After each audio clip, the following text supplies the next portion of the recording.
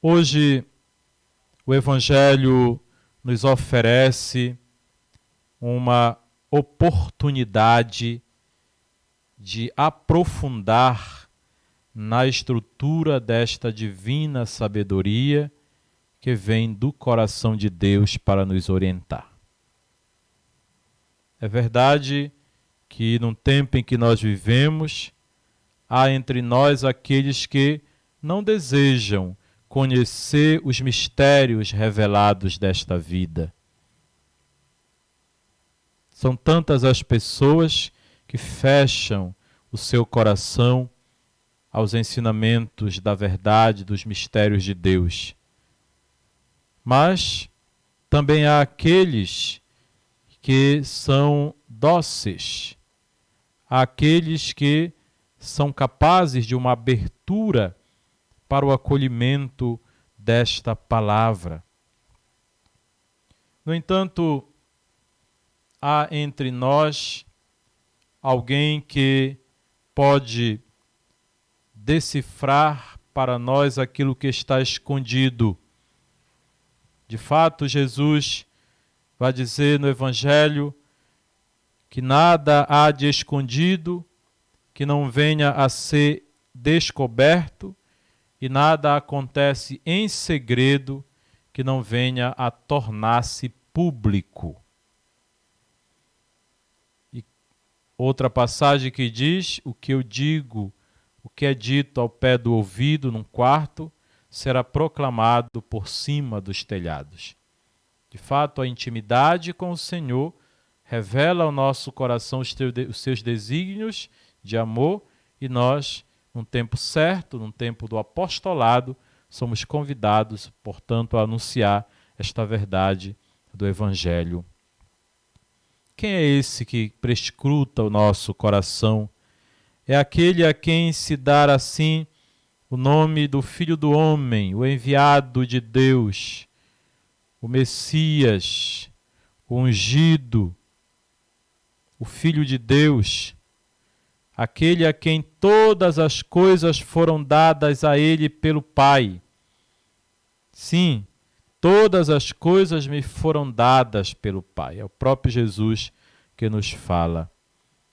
A sua natureza humana, por meio daquilo que a teologia chama de união hipostática, é um Deus, é verdadeiro Deus e verdadeiro homem, assume a natureza humana na pessoa do Verbo de Deus, que é uma palavra que estava com Deus, e que também se torna esse na natureza humana, que assume a natureza humana, Jesus Cristo, é essa terceira pessoa da Santíssima Trindade, diante da qual as trevas se ocultam, porque a vida dele é clara luz. É ele mesmo que vai dizer: eu sou a luz do mundo, quem me segue não andará entre as trevas. Diante de Jesus, a luz não há trevas, e diante de Jesus a noite é mais luminosa que o pleno dia, porque nele não há escuridão.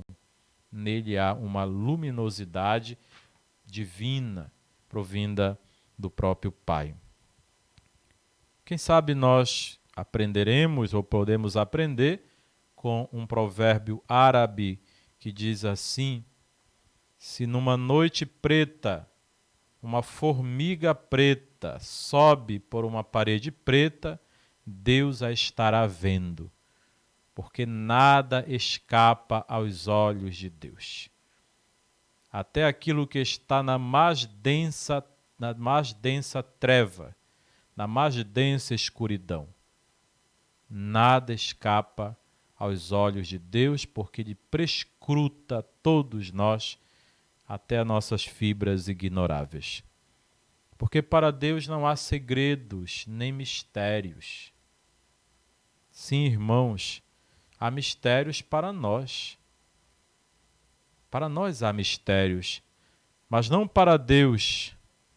Porque para Deus o passado, o presente e o futuro estarão sempre abertos e esquadrinhados até a última vírgula. Nada, absolutamente nada, escapa aos olhos de Deus. Por isso Jesus, na oração de hoje, ele vai dizer: eu te bendigo, Pai. Te bendigo, Pai, Senhor do céu e da terra, porque escondestes estas coisas aos sábios e aos entendidos e as revelastes aos pequenos. Sim, porque ninguém pode pretender conhecer esses segredos parecidos, escondidos. Ninguém pode pretender conhecer sem que haja uma abertura humilde, sincera. Os pequenos são sinceros. Os pequenos estão mais abertos a esse anúncio. Então ninguém pode receber a sabedoria divina se não há abertura do coração, se não há docilidades. Ora, meus irmãos, tem ciência que se ganha com a fé, simplicidade e pobreza interiores. São Clemente Alexandrino, ele vai dizer que a noite é propícia para os mistérios. É quando a alma atenta e humilde olha para si mesma, refletindo sobre a sua condição, e é nesse momento, então, que a alma é capaz de encontrar a Deus. Por isso que vigília orante se faz à noite, porque é na noite que se revelam os mistérios de Deus. É no silêncio da noite, é na brisa da madrugada, no silêncio da madrugada, que Deus vai se revelando a nós. É o momento, é a oportunidade que nós temos para nos encontrarmos com Deus.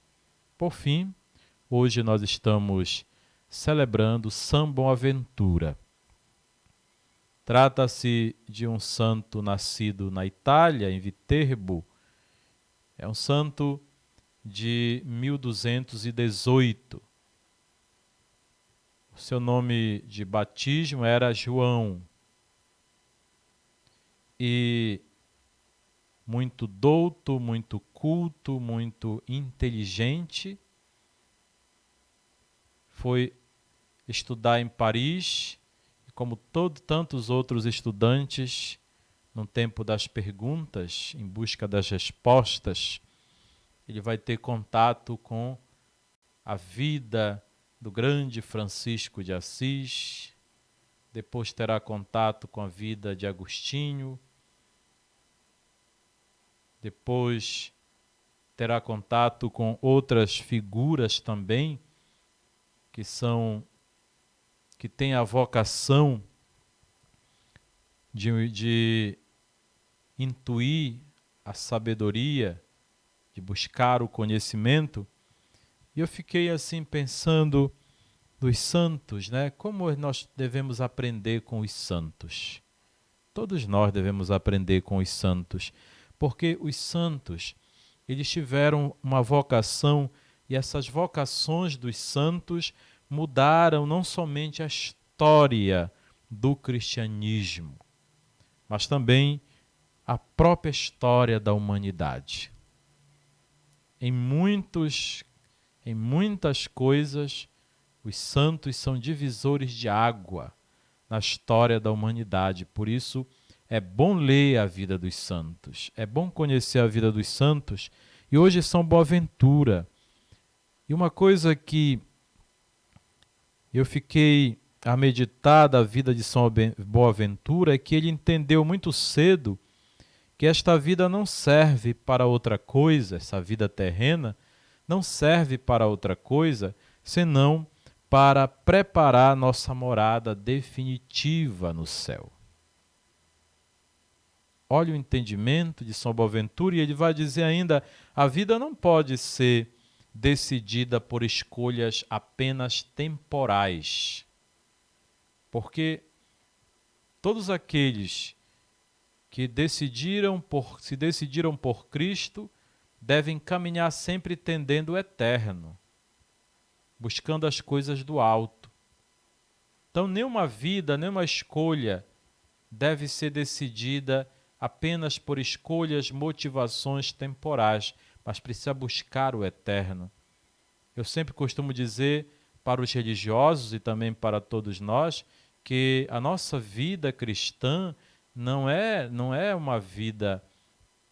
nós não somos cristãos de aluguel, nós não somos padres de aluguel, nós não somos religiosas de aluguel, porque o aluguel tem prazo de validade.